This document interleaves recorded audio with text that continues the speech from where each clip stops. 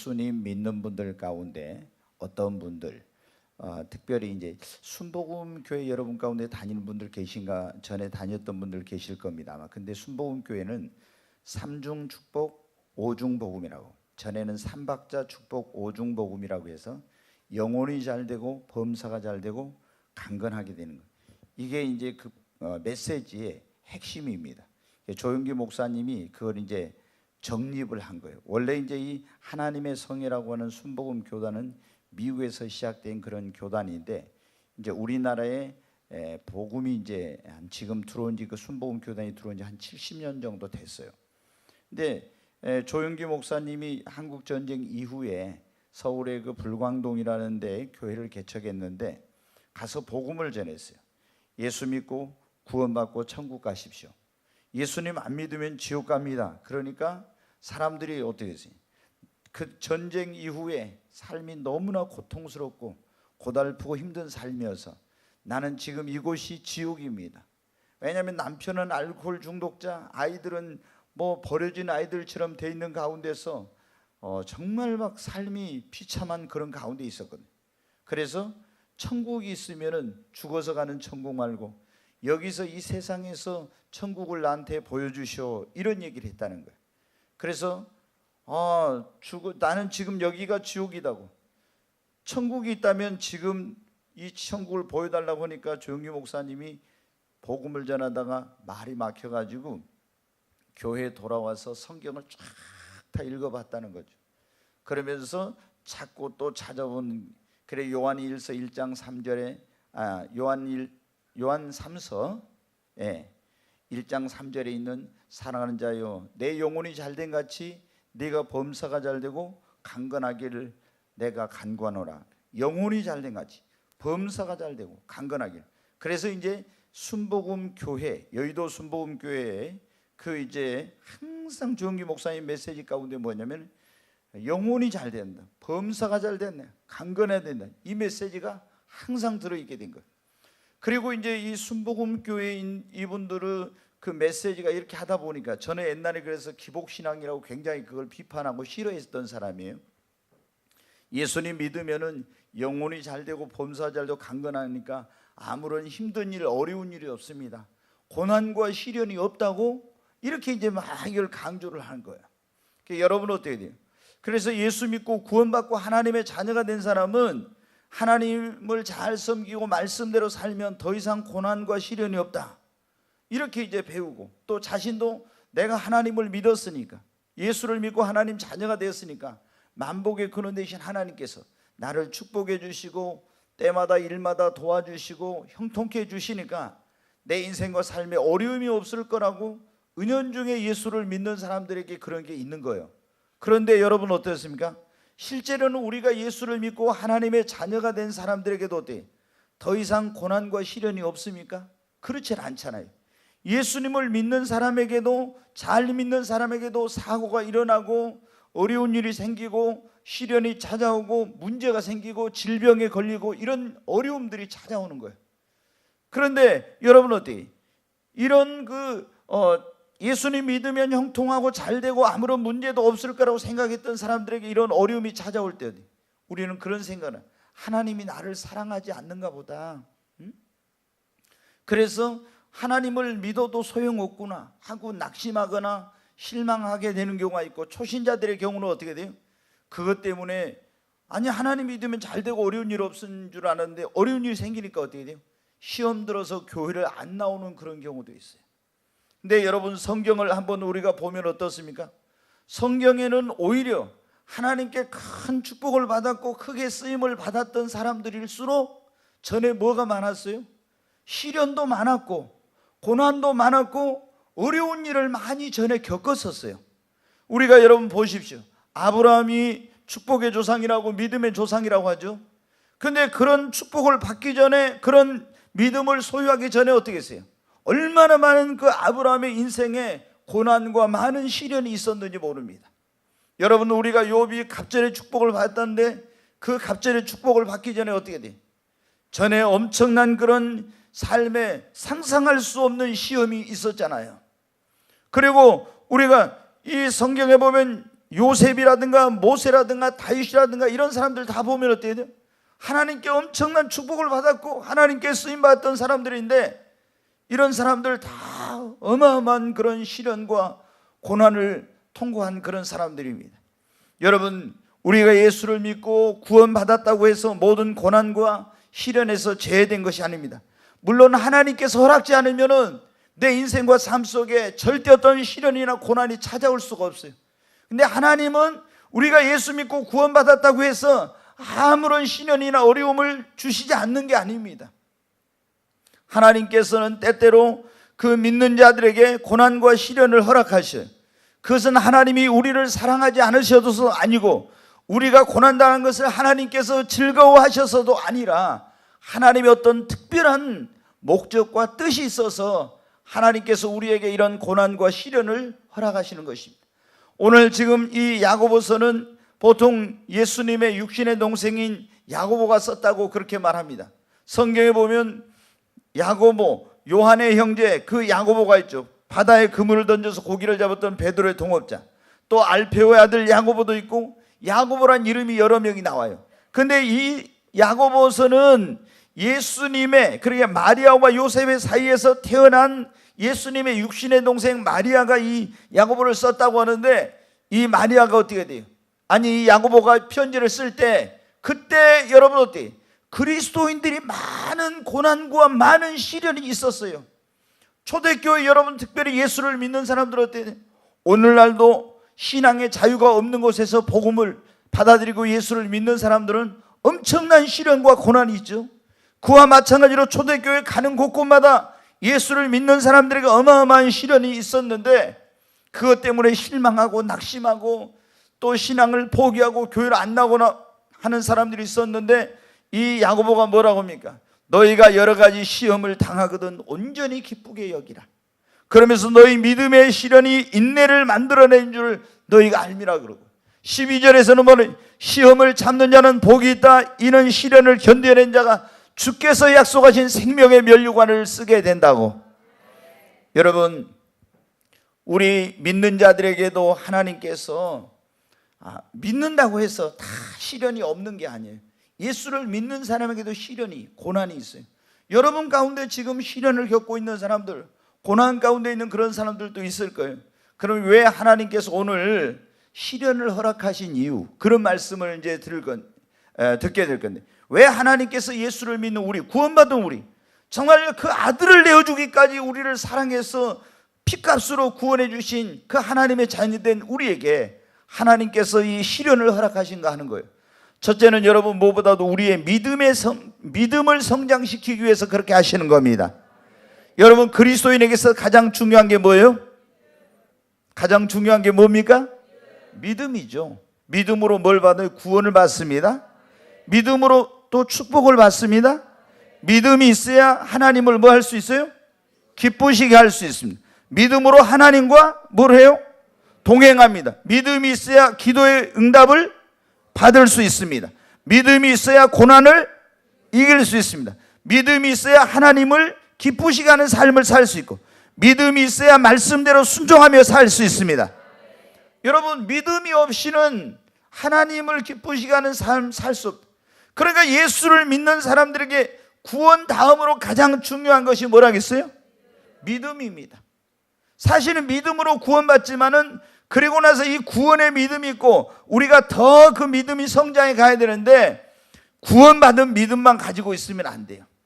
더 이상으로 믿음이 성장해 가야 됩니다. 여러분 어때요? 근데 믿음이 성장하려면은 어떻게 성장을 합니까? 믿음은 뭐에서? 들음에서. 뭐를? 믿음은 들음에서, 들으면 그리스도의 말씀을, 그리스도의 말씀을 들을 때 믿음이 생겨납니다. 믿음의 말씀을 또 들을 때 믿음이 생성됩니다. 여러분이 그러니까 사람들을 가까이 할 때 굉장히 조심해야 돼요. 믿음이 없는 불신앙적인 사람을 자꾸 가까이 하잖아요. 그러면 여러분은 어떻게 돼요? 있는 믿음도 약해지고 믿음이 떨어지게 되고 믿음을 까먹게 돼. 근데 내가 믿음이 약해도 믿음이 강한 사람, 믿음이 큰 사람하고 같이 있게 되면 어떻게 돼요? 자꾸 믿음의 말을 들으니까 나에게 믿음의 확신이 생기고 믿음이 자라가게 되는 것입니다. 그 믿음은 들음에서, 그 다음에 여러분, 믿음이 성장하려면 어떻게 했느냐? 이 교회를 믿음의 집이라고 그래요. 이 교회를 가까이 하면은, 이 교회는 진리의 기둥과 터요, 하나님의 집이요, 축복의 전당이요, 광야 같은 세상에 살아가는 성도들에게는 우리의 영혼의 오아시스요. 그런데 이 교회는 뭐냐면 또한 믿음의 여러분 집입니다.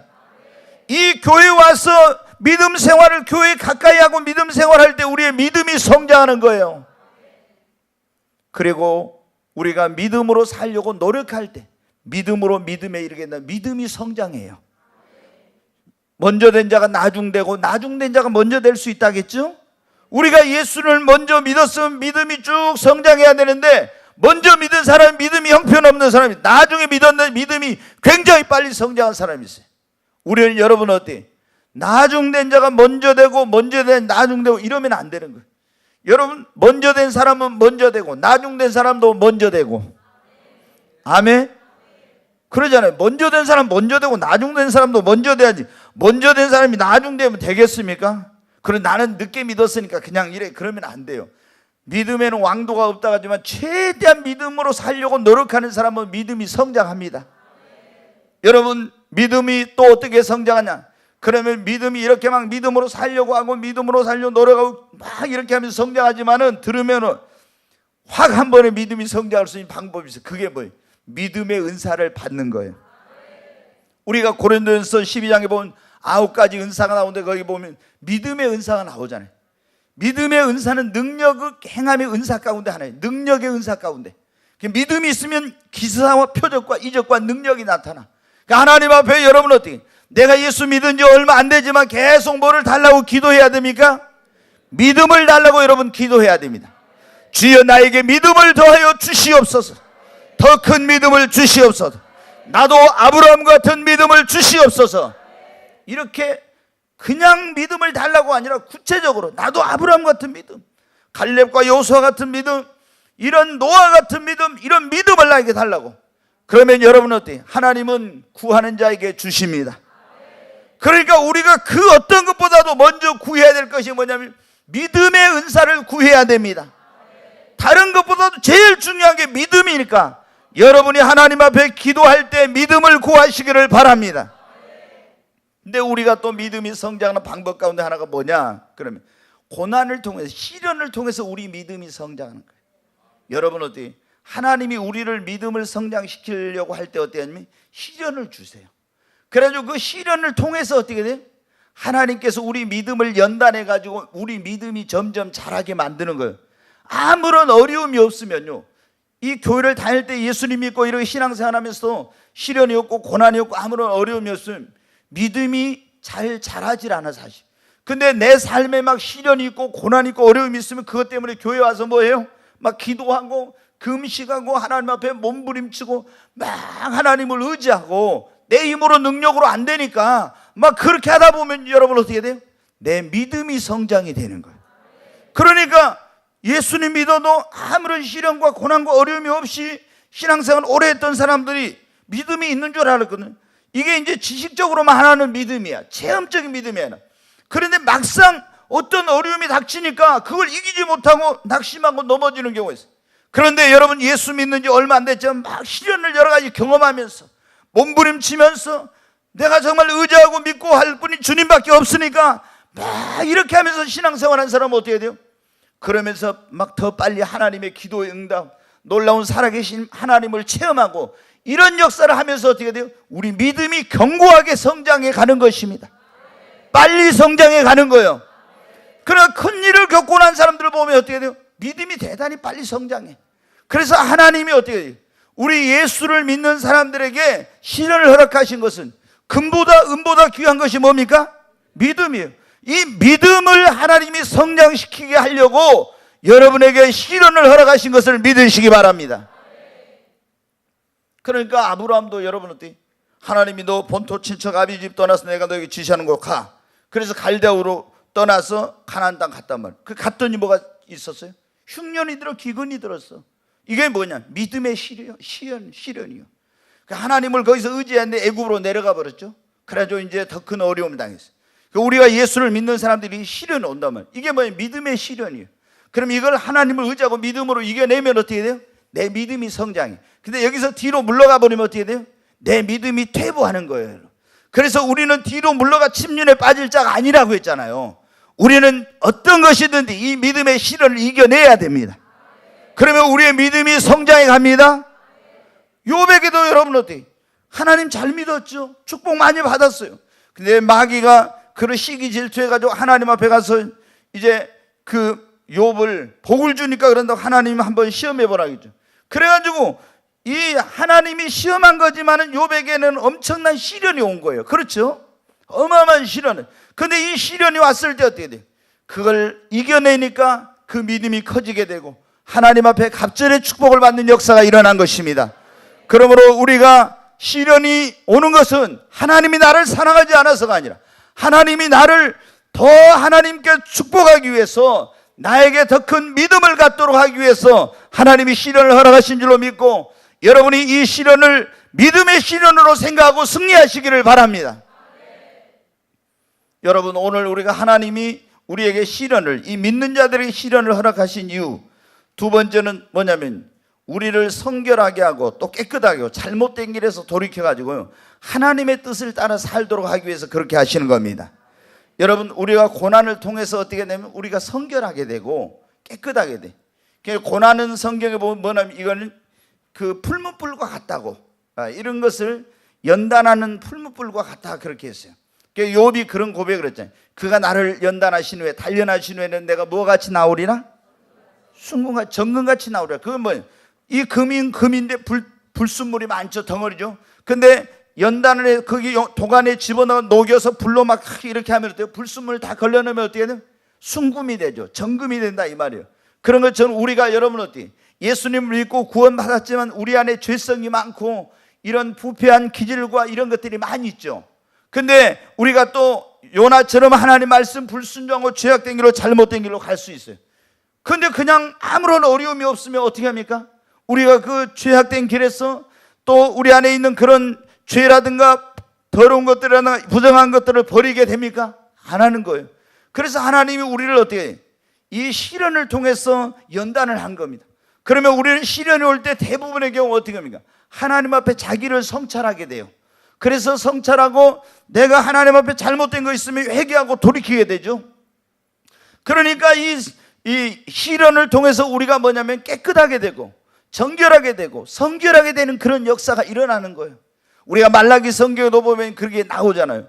그래서 하나님께서 은을 표백하는 것처럼 그 연단의 그 도간에 집어넣어서 우리를 깨끗하게 했다고.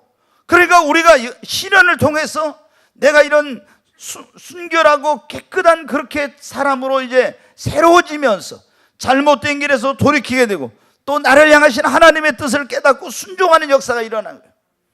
여러분 가운데도 제가 추천해가지고 읽어보신 분들이 있어서 재벌 하나님 나의 아버지라고는 책을 쓴 뉴질랜드의 한 50번째 정도 뉴질랜드 전체에서 재벌이 된 그 이은태 선교사님 책이 있죠. 제가 그걸 여러분에게 추천을 했던 적이 있어요. 우리 교회 성도 올해 이제 좀 됐죠.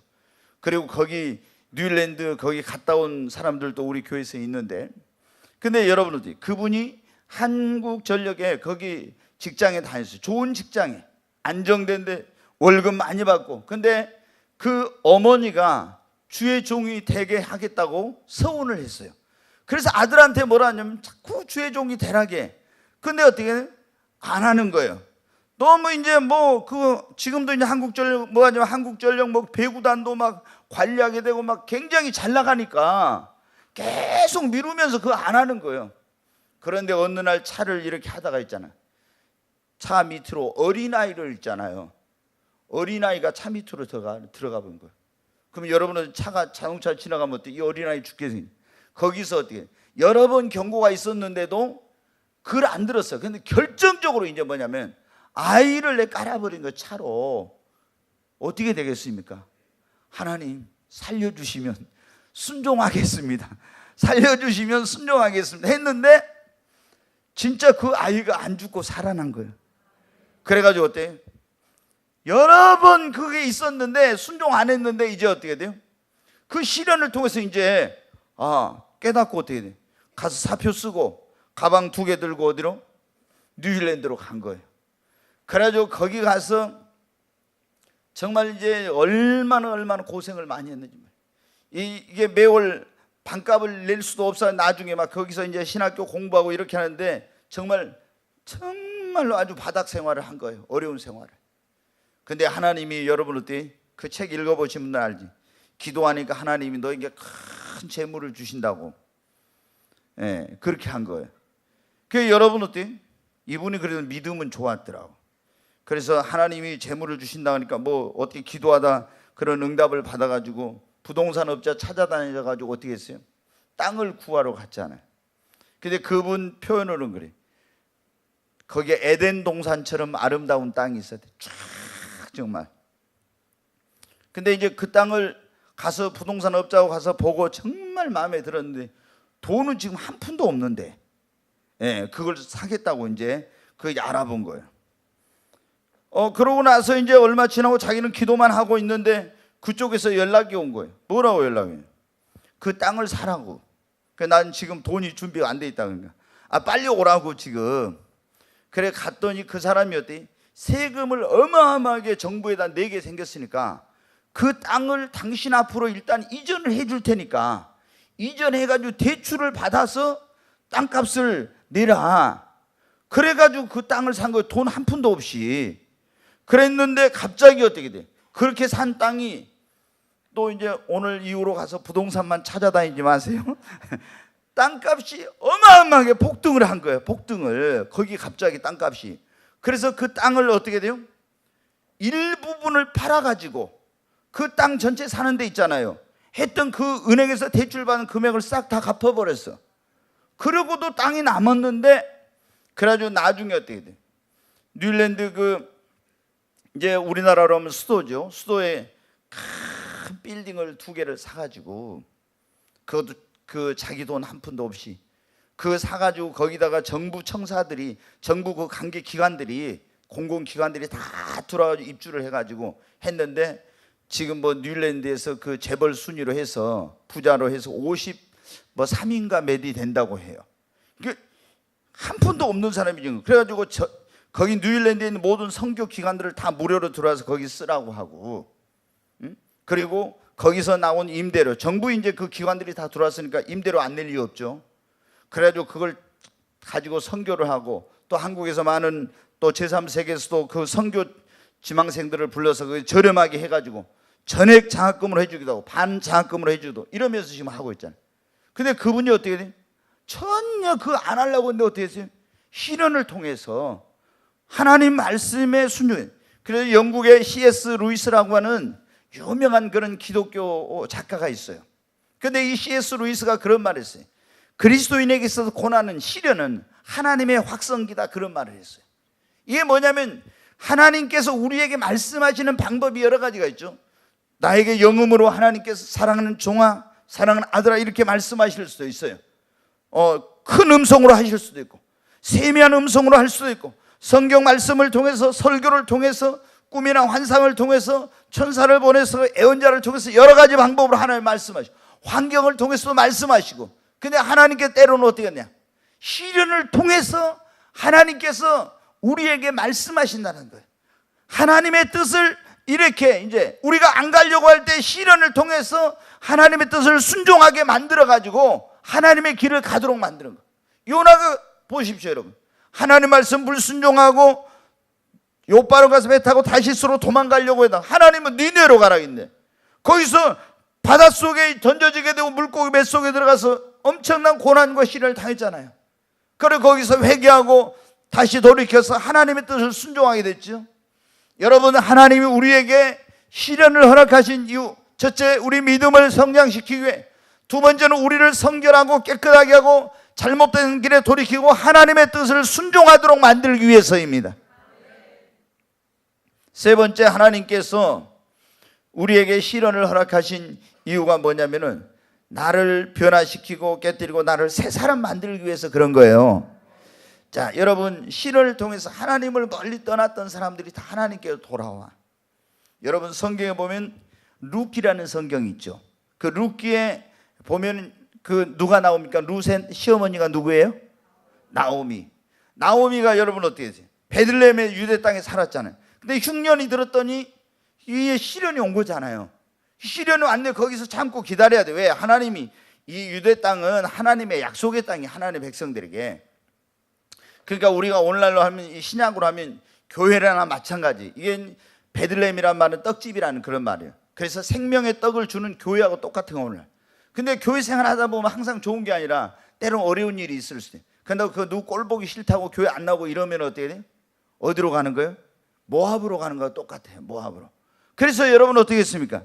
나오미가 흉년이 들었을 때 그걸 참고 견뎌야 되는 못 견디고 어떻게 남편과 두 아들을 데리고 모압 땅으로 갔단 말이에요. 거기는 하나님을 섬기는 땅이 아닙니다. 우상 숭배하는 땅이에요. 근데 거기 가서 또 두 아들들을 어떻게 돼? 이방 여인 하나님을 안 믿는 그런 여자들하고 결혼을 시켰어요. 남편이 죽고 두 아들이 죽었어요. 한 집에 과부만 셋 남아가지고 이제 더 이상 거기서 소망이 없으니까 다시 여러분 어떻게 돼요? 고향으로 돌아오게 되죠. 여러분 보십시오. 거기서 모압 땅에 갔을 때 거기서 잘 나가고 아무런 문제나 어려움이 없고 이렇게 했으면 여러분 어떻게 돼요? 나오미가 돌아오겠어요? 안 돌아오는 거예요. 근데 남편도 죽고 두 아들도 죽고 어마어마한 시련이 찾아왔잖아요. 그러니까 그것 때문에 어떻게 돼요? 하나님을 멀리 떠났던, 하나님의 집을 멀리 떠났던 이 나오미가 하나님께로, 하나님의 집으로 돌아오게 된 거예요. 여러분 우리가 어떻게 합니까? 시련은 이렇게 세상으로 갔던 사람, 교회를 멀리 했던 사람, 주님을 멀리 했던 사람을 어떻게 합니까? 주님 앞에 돌아오게 만들어. 예수를 믿던 사람이 세상으로 갔는데 잘 돼봐요. 그러면 잘 안 와. 근데 막 실패하고 병들고 고난과 이런 어려움. 우리가 누가복음 15장에도 보면 둘째 아들이 아버지 집을 떠나 세상으로 갔는데 실패했잖아요. 그러니까 어떻게 했습니까? 회개하고 아버지 품으로 돌아왔잖아요. 시련 때문에 돌아온 거예요. 잘 되면 돌아왔겠어요? 안 돌아와요. 그래서 하나님이 믿는 자들에게 하나님을 멀리할 때 이런 시련을 허락하시는 거예요. 돌아오라. 그리고 여러분 어떻게 합니까? 하나님께서 이 시련을 통해서 어떤 일을 하시냐면, 우리가 여러분 시련이 얼마나, 성경에 보면 그런 말씀을, 고난당한 것이 내게 유익이라 그런 말씀. 시련이 우리에게 유익이에요. 이걸 지금 모르니까 그래요. 자, 우리가 예수 믿고 구원받았지만 아무리 담임 목사가 여기서 기도는 생명줄입니다, 기도는 능력의 통로입니다, 기도는 자신의 미래를 위하여 심는 축복의 씨앗입니다, 기도는 우리 인생의 마스터키입니다, 내가 막 열심히 열변을 토하면서 했어요. 그래서 제가 물어봐, 기도가 뭡니까? 그러면 축복의 씨앗입니다. 기도가 뭡니까? 우리 인생의 문제를 해결하는 마스터키입니다. 기도가 뭡니까? 그러면 이제 착착착 대답해. 근데 기도를 안 해. 기도를 안 한다고. 그러다가 언제 기도합니까? 내 힘으로 능력으로 해결할 수 없는 삶의 시련과 어려움이 찾아오게 되면 어떻게 돼요? 그때 기도해. 여러분, 내가 지금까지 기도 안 했는데 좀 어려운 일이 생겼다고 나와서 기도하면 목사님이 나를 어떻게 보고 성도들 어떻게, 그런 거 신경 쓰지 말아요. 나는 그렇게 그거 신경 쓰지 않고 나온 분이 제일 좋더라고. 어떤 분은 보면요, 진짜 교회도 안 나오고 막 형편없이 살았어. 근데 갑자기 어느 날 교회 나타나가지고 막 쭈야 하면서 막 눈물 콧물 다 쏟으면서 막 굉장한 소리로 막 기도하고 하는 거예요. 난리친 거예요. 도대체 저 뭔 일인가 하면 보면 어때요? 무슨 일이 생긴 거예요. 좀 부끄럽고 창피할 수 있지만 그거 신경 안 쓰는 게 좋아요. 하나님은 좀 뻔뻔한 사람 좋아하더라고. 뻔뻔한 사람. 근데 여러분 어떻게 돼요? 우리가 기도할 줄도 모르고 기도 안 하던 사람이 시련 때문에 뭐 할 수밖에 없어요? 기도할 수밖에 없어요. 그러면서 내가 무슨 사람으로? 기도의 사람으로 변화되는 거예요. 기도의 사람으로. 그러니까 하나님이 나를 변화시키고 새 사람 만들고 주님 멀리할 때 돌아오게 하고 이렇게 할 때 뭐냐면 이 시련을 주시는 거예요. 자, 여러분 보세요. 우리가 잘 나가고 모든 것이 형통하면 어떻게 합니까? 목에 힘이 들어, 어깨에 힘이 들어가고, 여러분 어때요? 내가 교만할 수가 있어요. 그렇잖아요. 그런데 내 힘으로 능력으로 내가 뭐든지 할 수 있다고 생각했던 사람이 내 힘으로 능력으로 해결할 수 없는 삶의 시련과 어려움을 만나면 어떻게 돼요? 교만했던 내가 낮아지고 겸손하게 되잖아요. 아멘? 자기의 수단과 방법으로 뭐든지 다 할 수 있다고 생각했던 사람이 내 지혜와 능력과 힘으로 안 되니까 야곱처럼 어떻게 됩니까? 하나님 앞에 깨지게 되는 것입니다. 그러니까 이와 같이 육적인 사람이 막 시련을 통해서 내가 깨지면서 야곱이 이스라엘로 변화된 것처럼 육적인 사람, 세속적인 사람이 시련을 통해서 깨지면서 영적인 사람으로 새 사람으로 거듭나고 변화되는 역사가 일어난 거예요. 그래서 하나님이 우리에게 뭐를 주신다? 시련을 허락하신 거야. 시련을. 근데 우리는 어때? 이런 시련이 없으면 내가 육적인 내가 영적인 사람 되겠어요? 안 되는 겁니다, 여러분. 그러잖아요. 야곱이 시련이 없었으면 하나님 의지하고 기도하고 했겠어요? 안 했어요. 순인간적인 꾀와 수단과 방법으로 살았던 사람 아닙니까, 야곱이? 그런데 자기보다 더 꾀가 많은 단수가 높은 라반을 만나서 계속 거기서 고통을 당하고 이용당하고 어려우니까 어떻게 돼요? 하나님 앞에 거기서 몸부림치며 기도했잖아요. 그리고 20년 만에 고향 돌아올 때 형 에서를 만나야 되는데 형이 죽이려고 또 군인 데리고 오니까 어떻게 했습니까? 자기 힘으로 능력으로 해결할 수 없잖아요. 그래 거기서 목숨 걸고 야복은 나로서 기도했잖아요. 그리고 거기서 어떻게 시련 때문에 기도하다 깨져서 야곱이 이스라엘로, 육의 사람이 영의 사람으로 변화되는 역사가 있었잖아요. 여러분, 시련은 그래서 우리에게 축복입니다. 지금 고통스러운 시련을 당하면은 그러잖아요. 시련이 즐거운 사람은 없는 거예요. 다 시련을 당할 때는 고통스럽고 괴롭고 힘든 겁니다. 그러나 여러분 어떻게? 우리가 하나님의 창조 역사를 봐도 그래. 하나님이 태초에 천지를 창조하시니라 그러게 나오죠. 첫째 날 빛이 있으라면 빛이 있었죠. 그리고 밤이 되고 아침이 되는 이는 첫째 날이라 그랬잖아요. 하나님의 역사는 밤이 되고 낮이 되요. 또 밤을 지나면 또 우리가 여러분 믿음이 성장할 때도 이런 역사들이 있어요. 우리가 이 엿새 동안 천지 창조를 하고 이걸 일곱째 날 안식일을 주실 때까지 보면 어때? 하나님께 창조하시고 또 밤이 되고 아침이 되니 첫째 날, 밤이 되고 아침이 되니 둘째 날. 우리도 여러분 신앙생활 하다 보면 영혼의 밤이라는 게 있어요. 신앙생활하면서 이런 시련의 밤이 있는 거예요. 이런 시간을 지날 때마다 내 믿음이 성장해가고 내가 변화되고 새로워지는 역사가 일어나는 겁니다. 여러분, 하나님께서 우리에게, 예수를 믿는 우리에게 시련을 허락하신 것은 나를 사랑하지 않아서가 아니라 정말로 나를 사랑하기 때문입니다.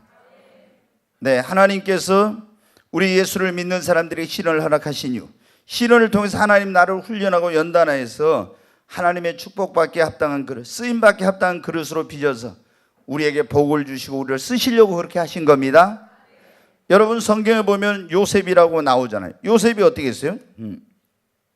굉장히 하나님의 사랑을 받은 그런 사람이었죠. 근데 형제들에 의해서 요셉이 애굽으로 이제 팔려갔어요. 팔려가서 거기서 보디바르 집에서, 아니 야곱이 가장 사랑하는 그런 11번째 아들로 태어나서 호강하고 정말 그런 왕자와 같은 대우를 받으며 살았던 요셉이 하루아침에 어떻게 노예로 팔려가지고 종으로 팔려가서 거기서 어떻게 돼? 비참한 그런 생활, 얼마나 고난과 시련의 생활이었습니까?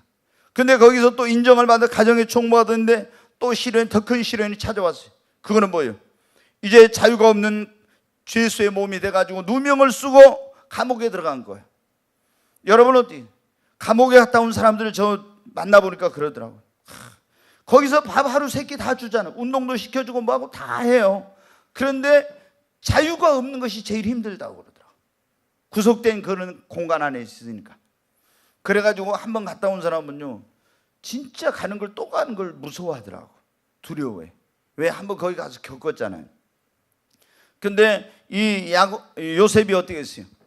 자기 주인의 그 아내를 범하려고 했다는 이런 누명 쓰고 그 감옥에 들어갔으니 여러분 어떻게 되겠습니까? 정말 이거 큰일 난 거죠. 그런데 이런 다 시련이 뭐였어요? 하나님께서 이 보니까 팔려가고 감옥에 들어가고 이런 모든 시련의 과정이 뭐를 하는 과정이었어요? 하나님이 장차 요셉을 축복하시고 애굽의 총리가 되고 자기 그 가족을 구원하고 애굽을 구원하고 하나님이 온 세계 가운데 하나님의 영광을 나타내는 귀한 일꾼을 쓰시려고 하나님이 그 시련을 통해서 요셉을 지금 연단하고 하나님이 훈련하고 준비시키는 과정이었습니다. 아멘? 네, 다 지금도 마찬가지예요. 다윗도 여러분 보세요. 하나님이 이스라엘의 왕을 삼으시려고 할 때 그 전까지는 그런 시련이 없었잖아요. 그런데 기름 부음 받고 난 다음부터 어떻게 했어요? 엄청난 시련이 오는 거예요. 엄청난. 사울왕에게 쫓겨다니면서 망명을 가고 뭐 산과 들과 어디로 얼마나 도망을 다닌지 몰라요. 얼마나 많은 시련과 고통이 여러분 이 이 다윗에게 있었는지 몰라요. 그런데 여러분 어때요? 이런 시련의 과정들이 전부 뭐였습니까? 하나님이 다윗을 위해 예비해 놓으신 여호와 이르의 축복을 받고, 하나님이 다윗을 하나님의 그 백성인 이스라엘에 정말 이 신성국가를 세우고, 그리고 하나님을 정말 하나님의 백성을 돌보는 그런 하나님의 그 귀한 일꾼을 쓰기 위해서 하나님께서 이런 일들을 허락하신 거였잖아요. 여러분, 하나님이 쓰신 사람들을 보면요, 하나님께 축복받은 사람들은 시련이 없이 하나님이 쓰신 사람이나 축복받은 사람이 없어. 보면은, 뭐 우리나라에 예전에 그런 말이 있어요. 큰 교회 목사님은 뭐 간이 제대로 없든지 뭐 폐가 없든지 무엇이 어디 하나씩 다 없어야 된다, 그런 말이 있었어요. 왜냐하면 다 조영기 목사님도 어때요? 뭐 그 폐결핵으로 해가지고 원래 조영기 목사님이 학교 다니다가 고등학교 2학년 중퇴하고 고등학교를 못 다닌 사람이었어요. 그러다가 이제 피를 토하면서 집안에서 있는데 죽을 날 기다리는데 자기 친구 누나가 와서 전도해가지고 예수 믿어가지고 주님의 능력으로 병 고침 받고, 그렇게 해가지고 신학교 가가지고 목사가 된 사람이에요. 근데 우리나라에 특별히 신유 은사가 강한 목사님들은 다 뭐가 하나씩 없더라고. 막 어디에 잘라냈거나. 그래서 저도 예전에 그런 생각을 했어요. 내가 너무 건강해가지고 그런가, 나도 뭐 하나 잘라내야 되나, 뭐 제가 우스운 얘기로 좀. 하여튼 뭐 그 목사님들 가운데 큰 교회를 이룬 분들은 보면요, 막 죽을 병이 걸렸다 살아났다든가 뭐지, 하여튼 엄청난 막 그런 시련들이 많아. 근데 여러분 어때요? 하나님께 성경에도 보면 그러잖아요. 하나님이 크게 쓰신 사람들, 하나님 큰 축복을 받은 사람들은 어때요? 다 뭐가 있었어요? 시련의 과정을 다 겪었어요. 그러면서 그 시련을 통해서 어때요? 하나님의 그렇게 큰 축복을 받기. 여러분, 욥이 얼마나 무시무시한 그런 시련을 겪었습니까? 엄청난. 그 여러분 생각해 보세요. 재산이 싹 하루아침에 재물을 다 잃어버리고 10명의 자녀가 한 명도 아니라 다 죽어버리고, 그리고 그 아내도 집 나가고 병들어서 몸은 죽게 생겼고 온몸에 이게 악창이 들어가지고, 그리고 친구들은 와서 그래, 종들이고 뭐고 모든 사람은 다 외면하고. 여러분, 그게 어디가 있게? 남은 것은 믿음이라고 하는 거 하나밖에 없어요. 자기 생명하고 믿음 하나밖에 없었어요. 모든 걸 다 잃어버렸어요. 그런 일이 우리에게 일어난다면 어떻게 할까? 우리도 아마 욥의 아내처럼 이런 하나님 나 안 믿어, 이러면서 욥의 아내가 여러분 이해가 되잖아요. 전에는 그 이해가 못해서 이 여자 믿음이 좀 없구나. 제가 초신자일 때는 그런 하나님 당신이나 믿어, 나는 안 믿을 거야 하고 아내가 나갔잖아요. 야, 이거 좀 너무한다 좀 그랬는데, 왜? 어려울 때 아내가 여보 하면서 용기를 주고 힘을 주고 기도해 줘야 되는데, 아니 돕는 배필이 데려가니까 돕는 배필이 안 되고 어떻게 나가버렸잖아요. 여기 아내들이요, 제발 그러면 안 됩니다. 여기 대답 한 분도 안 하신 거 봐요. 네. 우리 저기 그 집사람들, 저희 사모도 그런 얘기해요. 자기 너무 지난 전에 막 몸이 힘들어하고 뭐 할 때, 난 빨리 천국 가버렸으면 쓰겠다고 그런 거야. 예, 그런 얘기를 나한테 했거든요. 천국 빨리 갔으면 썼다. 얼마나 이제 고통스러우면 그랬겠죠. 그때 막 몸이 아프니까. 그런데 이제 그러면서 그래. 근데 내가 사명 다 감당 못 해가지고 지금 가면 또 안 될 것 같고, 사명만 감당했다면 주님 오라면 빨리 가볼 건데 그래요. 그럼 나는 어떻게 되고? 제가 그래도 당신은 뭐 당신 알아서 해야지. 당신은 뭐 능력 있으니까 재혼해도 되고 나보다 막 이렇게 해요. 그러면서 뭐 이렇게. 근데 어떤 분은요 정말 재밌는 말을 하더라고요. 무슨 말을 하냐면은 사모님이 뭐 아파가지고 어떻게 저기 했대요. 그러니까 목사님이 가서 사모님, 아니 목사님, 사모님이 그렇게 아파가지고 뭐 이렇게 한데 혹시 돌아가시면 어쩌냐고 막 이러니까 이 목사님은 나한테 그런 축복이 올까? 뭐 그랬다.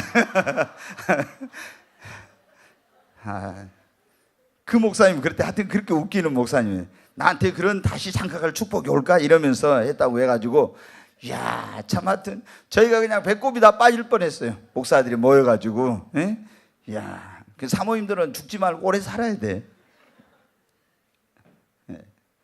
아유 진짜 하여튼 그 목사님이 얼마나 웃기신지 몰라요. 그분이 송도에다가 교회를 세운 지 얼마 안 됐어요. 근데 빚을 몽땅 내가지고 가서 송도 그 국제도시 있는 데다 교회를 세웠어요. 근데 이제 거기가 새로운 국제도시라 빚도 엄청나게 냈는데 거기 사람들이 어디 교회 다른 데 갈 수가 없잖아요. 그래서 먼저 딱 해놓으니까 그 교회가 급성장을 했어요. 그래서 그 목사님이 막 이제 부흥회 다니시고 하는데 아주 그 유머가 풍부하신 분인데, 아니 목사님들한테 그렇게 했다니 저도 그냥 그 말 듣고 뭐 배꼽 빠지겠더라고. 네, 여러분 어때요? 우리 하나님께서 우리를 쓰시려고 하고 우리에게 축복을 주시려고 우리를 시련을 주시는 것입니다. 아멘. 그래서 시련을 허락하신 거예요.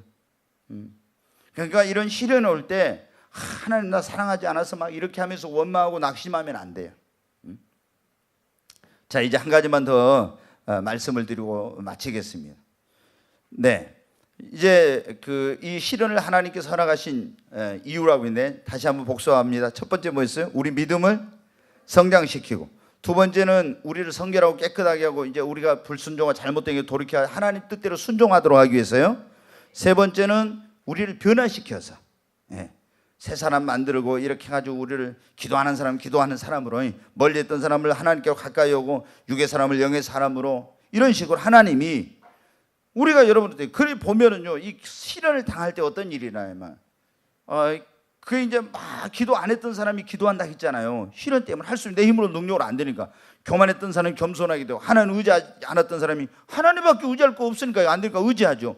막 어떤 내 문제 때문에 고난 때문에 막 기도해. 근데 하나님은 그럴 때 어떻게 돼? 우리가 구하지도 않았던 상상도 못했던 성령을 부어주시고 놀라운 능력도 주시고 은사도 주시고. 그 우리가 아무런 어려움이 없을 때 열심히 기도하라면 합니까? 잘 안 해요. 진짜 간절한 기도합니까? 안 하거든요. 근데 정말로 내 상황이 위급하고 내 힘으로 능력으로 안 될 이런 일이 부딪히면 어떻게 돼요? 그냥 눈물 나오고 간절하게 기도돼. 간절하게 기도합니다. 이 말 안 해도 그냥 간절하게 기도돼. 금식하란 말 안 해도 금식이 되고 막 이렇게 작정 기도하고 이러잖아요. 그런데 그렇게 하다가 보니까 어떻게 했어요? 구하지도 않았던 하나님께서 나에게 성령을 부어주세요. 능력을 주시고, 여러분 은사를 주시고, 놀라운 체험을 주시고. 그래서 이게 뭐냐면 시련이 그때 나한테 너무 괴로웠는데 했는데 보니까 그래가지고 하나님 만났어. 영적인 놀라운 체험에서 성령 받았어. 은사 받고 능력 받고 체험하고 나면 어떻게? 하나님 앞에 그 시련을 주신 것에 감사하게 됩니다. 여러분, 하나님이 우리에게 이 시련을 허락하신, 그게 왜 시련을 허락하셨는가? 우리 고린도후서 1장 한번 보겠습니다. 3절부터. 자, 같이 읽습니다. 찬송하리로다. 그는 우리 주 예수 그리스도의 하나님이시오, 자비의 아버지시오, 모든 위로의 하나님이시며 우리의 모든 환난 중에서 우리를 위로하사 우리로 하여금 하나님께 받는 위로로서 모든 환난 중에 있는 자들을 능히 위로하게 하시는 이시로다. 그리스도의 고난이 우리에게 넘친 것 같이 우리가 받는 위로도 그리스도로 말미암아 넘치는도다. 우리가 환난 당하는 것도 너희가 위로와 구원을 받게 하려는 것이요, 우리가 위로를 받는 것도 너희가 위로를 받게 하려는 것이니 이 위로가 너희 속에 역사하여 우리가 받는 것 같은 고난을 너희도 견디게 하느니라. 아멘. 이게 뭐냐면은 하나님이 나에게 이런 시련과 고난을, 환난을 당하게 하신 것은, 그래가지고 내가 그 환난과 시련과 고난 가운데서 하나님께 위로를 받았어요. 그래, 내가 막 질병의 고난, 시련을 당했어. 근데 내 주변에 있는 사람들이 질병을 당하고 있는 사람이 있어. 그럼 내가 질병 가운데 고통당하다 치료받고 하나님을 만나고 이런 체험했는데, 그 질병 가운데 있는 사람 보면 어떻게 돼? 하나님이 나에게 긍휼의 마음을 갖게 해주세요. 그리고 그 사람에게는 병 한 번도 알아보지 않은 사람이 가서 아이고 김 집사님 얼마나 아파요 이러면은 위로가 잘 안 돼. 근데 내가 큰 병으로, 죽을 병으로 고생하고 살아나고 어떤 그런 고통과 이런 걸 다 경험한 사람이 가서 그 사람 마음을 알잖아요.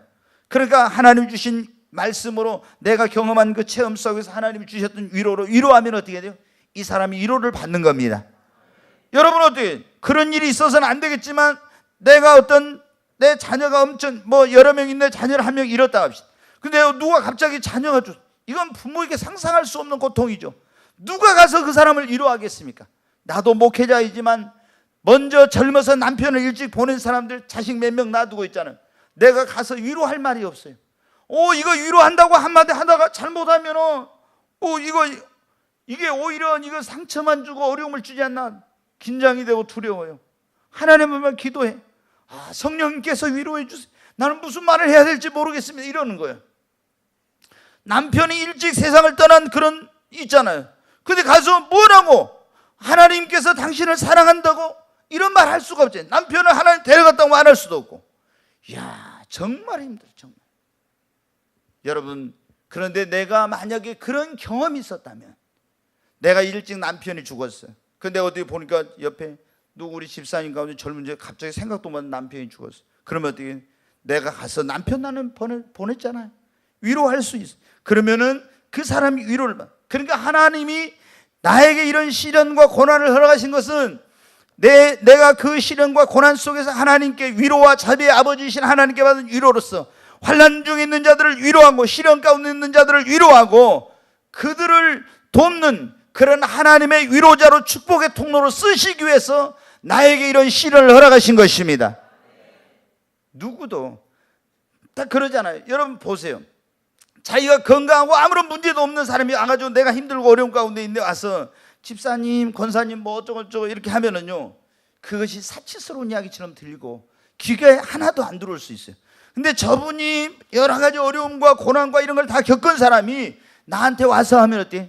그 말이 위로가 됩니다. 그러니까 하나님께서 여러분 어떻게 해요? 우리에게 시련을 허락하신 것은 하나님께서 그 시련 가운데 받은 위로로서 하나님이 환난 가운데 있는 자들을, 시련 가운데 있는 자들을 위로하고 그들에게 축복의 통로가 되도록 하기 위해서 이렇게 하시는 것입니다. 그러므로 여러분, 우리 그리스도인은 시련을 당할 때 하나님 나를 사랑하지 않는다고 낙심하거나 원망 불평하지 말고 나에게 오는 여러 가지 시험을 오늘 뭐라고 했습니까? 야고보서 1장 여기 1장 2절에 뭐라 했습니까? 내 형제들아, 너희가 여러 가지 시험을 당하거든 뭐라고요? 시험을 당하거든 온전히 기쁘게 여기라 그랬죠. 이는 너희 믿음의 시련이 이랬는데, 여기 보면 어때? 기쁘게 여기라. 시련이 오고 시험이 왔는데 기쁘게 여길 사람 어디 있겠어요? 근데 이것을 다른 말로 하면요, 긍정적으로 받아들이라는 거예요. 아멘? 예, 우리가 가장 중요한 건 뭐냐면 나에게 어떤 시련이 왔을 때 부정적으로 반응하게 되면요, 이건 절대 나에게 유익이 안 돼. 나에게 어떤 시련이나 고난이나 이런 어려움이 찾아왔을 때 이거를 예수 믿는 우리는 절대 긍정의 신앙을 가지고 긍정적으로 받아들여야 됩니다. 왜? 네 믿음대로 된다 했잖아요. 절대 긍정의 믿음으로 그것을 기쁘게 받는다는 건 긍정적으로 받아들이는 것입니다. 예수 믿는 사람들은 이걸 딱 바꿔야 돼요. 예수님 믿는 사람들이 이거 안 바뀌면 안 돼. 절대 긍정의 믿음으로 나의 믿음이 변화돼야 됩니다. 절대 긍정, 모든 걸 절대 긍정입니다. 아멘? 왜? 네 믿음대로 된다 했으니까. 그리고 시련을 허락하신 하나님의 뜻이 뭔가 이걸 깨달으려고 해야 됩니다. 그렇잖아요. 왜 하나님께서 나에게는 시련을 하나요? 하나님 빨리 시련 빨리 옮겨주세요, 빨리 치워주세요, 빨리 해결해 주세요, 이렇게가 아니라 왜 하나님께서 나에게 이 시련을 허락했는지 먼저 그걸 알아려고 해야 돼. 알려고. 그리고 하나님 앞에 이 시련을 이길 수 있는 힘과 능력을 달라고. 내가 감당하기 어려우면 하나님 피할 길을 달라고. 감당치 못할 건 허락지 않고 감당할 수 없으면 피할 길을 주신다 했으니까. 그리고 여기 보면 너희가 시련을 당할 때 믿음의 시련이 인내를 만들어낸 줄 알미라. 그럼 인내를 온전히 이루라겠죠. 그래, 여러분, 우리는 인내해야 됩니다.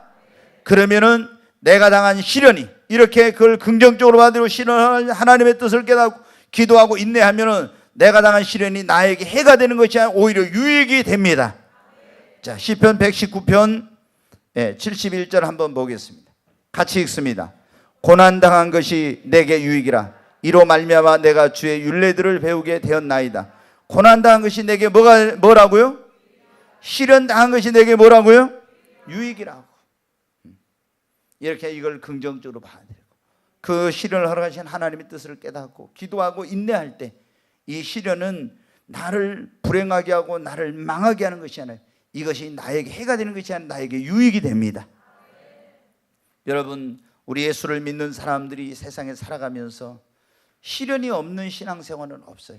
다 하나님께서 사랑하는 자에게도 시련을 주셔. 오늘 보세요. 왜 하나님이 우리를 미워해서가 아니라 왜 이런 시련을 허락해요? 그분이 허락하지 않으면 그 시련이 있을 수 없는데 그것은 믿음을 성장시키고 하나님이 또 우리를 이렇게 더 하나님께로 가까이 오게 하고 잘못된 길을 돌이키고 우리를 성결하고 깨끗하게 하고 하나님의 뜻에 순종할 뿐만 아니라 우리를 정말 이런 하나님이 새로운 사람으로 빚어가고 또 하나님의 축복받게 쓰임받게 합당한 그릇을 만들고 우리를 하나님의 축복의 통로로 쓰기 위해서 시련을 허락하신 것입니다. 여러분, 우리가 어떤 시련이 있어도 절대 여러분 낭망하지 마시고 승리하시기를 바랍니다.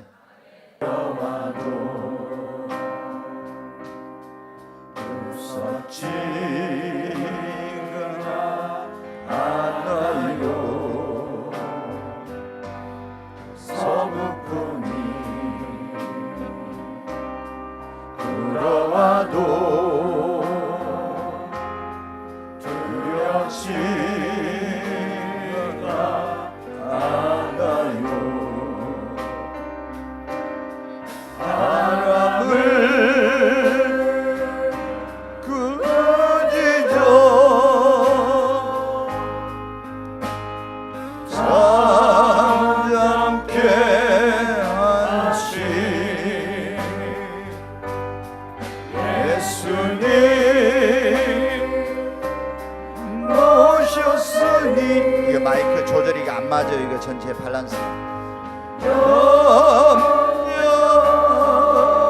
없어요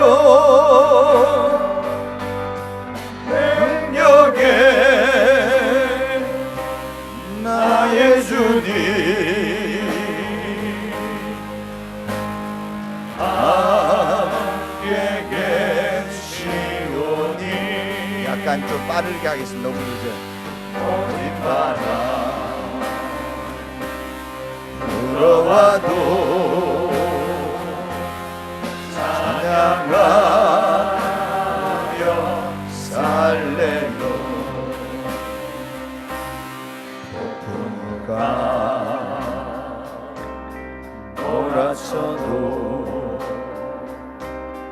무섭지가 않아요. 거센 파도 밀려와도 두렵지가 않아요. 파도를 명하여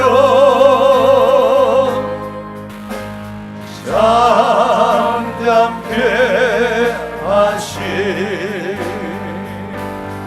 예수님 모셨으니 염려 없어요.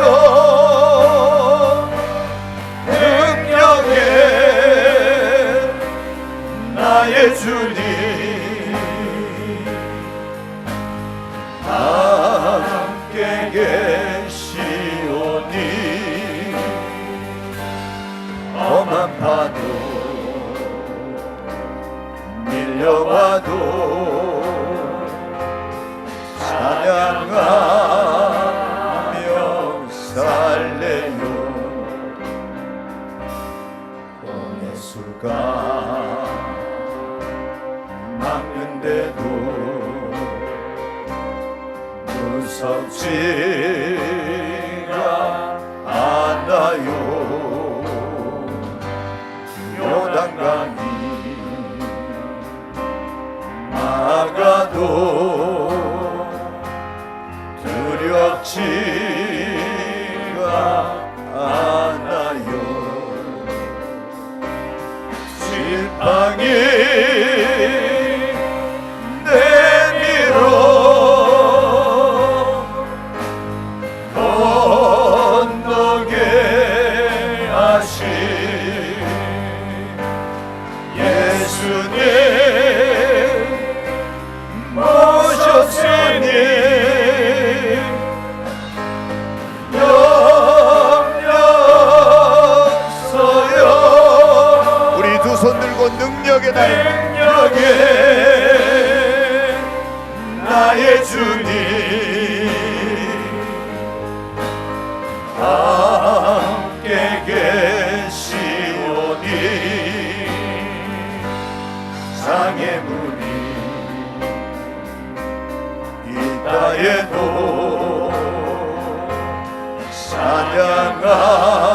찬양하며 살래요. 우리 주여 세 번 외치고 오늘 하나님께서 우리에게 주신 말씀을 붙들고 하나님 앞에 간절히 기도합니다. 주여 삼창합니다.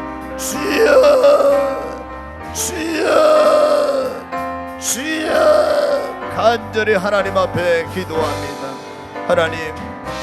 하나님께서 나의 인생과 삶 속에 이런 시련을 허락하신 것은 하나님이 나를 사랑하지 않아서가 아니라 하나님이 나의 믿음을 성장시키기 위해서 하나님 나로 성결하고 정결케 하며 하나님 앞에 합당하지 못한 것에서 돌이켜 주님의 뜻을 순종하며 살랍니다.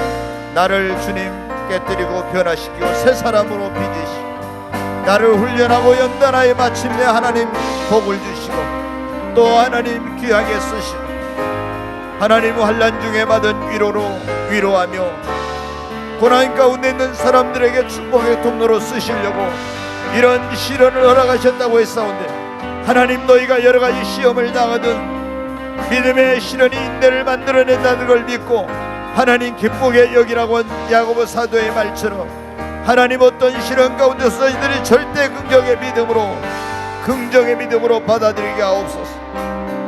왜 이 시련을 허락했는지를 하나님 우리가 깨달을 수 있도록 하나님 깨달음을 주시옵소서. 하나님이여 이 시련을 통한 하나님의 그 뜻하신 목적과 뜻이 온전히 우리 가운데 이루어지게 하시고 하나님 인내함으로 하나님께서 허락하신 그 시련의 목적과 뜻이 참으로 성취되었어. 그것이 하나님께 영광이요 우리 모두에게 유익이 되게 하소서. 고난당한 것이 내게 유익이라고 하는 그 시편 기자의 고백이 오늘 우리 모두에게 시련 가운데 있는 우리 모든 이들의 고백이 되게 하여 주시옵소서. 주여 역사해 주시옵소서. 간절히 하나님 앞에 기도합니다. 주여 와이른 칼을 스티리츠 원 트와이스 주 예수와의 세컨와 칼을 스티리츠 원 트와이스 와이른 칼을 스티리츠 원 트와이스 주 예수와의 세컨와 칼을 스티리츠 원 트와이스 오 주여 와이른 칼을 스티리츠 원 트와이스 주 예수와의 세컨와 칼을 스티리츠 와이스 와이른 칼을 스티리츠 원 트와이스 와이른 칼을 스티리츠 원 트와이스 주 예수와의 세컨와 칼을 스티리츠 원 트와이스 오 주 예수와 이른 칼을 스티리츠 원 트와이스 주 예수와의 세컨와 칼을 스티리츠 원 트와이스 와이른 칼을 스티리츠 원 트와이스 오 주여 와이른 칼을 스티리츠 원 트와이스 와이른 칼을 세컨와 칼을 스티리츠 원 트와이스 와이른 칼을 스티리츠 원 트와이스 주 예수와의 세컨와 칼을 스티리츠 원 트와이스 오 주여 와이른 칼을 스티리츠 원 트와이스